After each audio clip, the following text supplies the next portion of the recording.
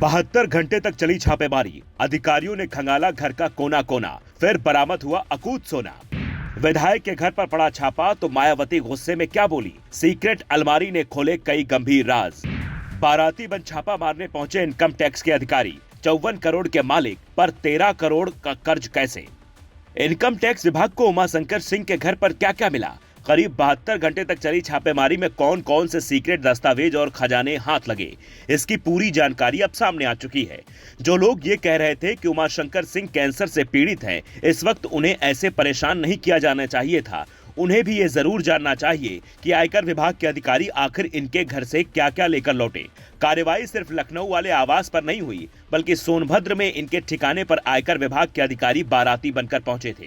जिन घरों में इन्होंने अकूत खजाना रखा था, वहां बाहर से देखने पर कुछ पता ही नहीं चल रहा था, पर जैसे ही अधिकारियों ने दीवारों और छिपी हुई जगहों पर सीक्रेट अलमारी को ढूंढना शुरू किया, सबके होश फाख्ता हो गए। करीब 9 करोड़ रुपए कैश इनके सीक्रेट अलमारियों से बरामद हुए। महंगी घड़ियां, महंगे गहने भी मिले।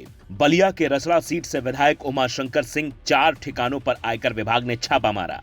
लखनऊ के अलावा सोनभद्र, कौशाम्बी, बलिया और उनके ऑफिस समेत 2 करीबियों के घर खंगाले गए। उमाशंकर सिंह बड़े कॉन्ट्रैक्टर हैं, इसलिए उनके यहां से पीडब्ल्यूडी के सरकारी ठेके से जुड़े दस्तावेज भी मिले। हाथ से लिखी हुई पर्चियां, डायरियां और पिछले 7 साल के टेंडर के रिकॉर्ड्स अधिकारियों ने जब्त किए, जिसका मिलान करने पर यह पता चलेगा करीब 1000 करोड़ के टैक्स चोरी का जो आरोप इन पर लगा है, उसमें कितना दम है। हालांकि मायावती कहती हैं, जब से उमाशंकर सिंह बीएसपी में आए हैं, उन्होंने पूरी ईमानदारी और निष्ठा से अपनी जिम्मेदारी निभाई है। वो 2 साल से गंभीर बीमारी से जूझ रहे हैं। ऐसी स्थिति में अगर आयकर विभाग को उनके संबंध में कोई शिकायत मिली भी थी, तो उनके स्वास्थ्य को ध्यान में रखते हुए ठीक होने के बाद पूछताछ की जा सकती थी। ये मानवता के खिलाफ है। कुछ ऐसी बातें योगी सरकार में मंत्री दिनेश प्रताप सिंह ने भी कही, जिसके बाद मानवता का ख्याल अधिकारियों ने भी रखा और कहा जा रहा है कि मायावती के खास विधायक से पूछताछ नहीं की गई, बल्कि उनके भाई और पिता से अधिकारियों ने जानकारी ली। अगर उमाशंकर सिंह की संपत्ति की बात करें तो करीब 54 करोड़ के यह मालिक हैं और 13 करोड़ का इन पर कर्ज है। 2022 के शपथ पत्र के अनुसार उमाशंकर सिंह की कुल संपत्ति 54.05 करोड़ रुपए है।